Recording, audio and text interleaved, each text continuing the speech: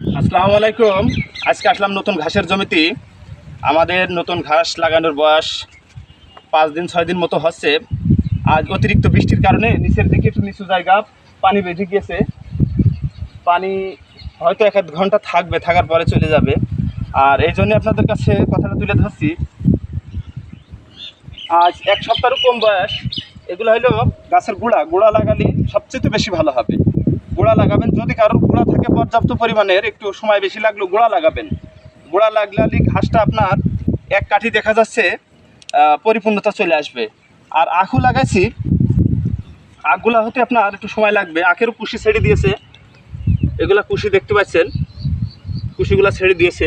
1 সপ্তাহ বয়স, মোটামুটি অনেক ভালো। কিন্তু পানিটা বেঁধে একটু খারাপ লাগছে। খারাপ লাগলেও কিছু করার নেই, এখন জমিতে একটু নিচু কান গড়ানো জমি, এই জন্য পানি বেঁধে গিয়েছে। তো যদি পানি বেঁধে হয় আপনাদের কারো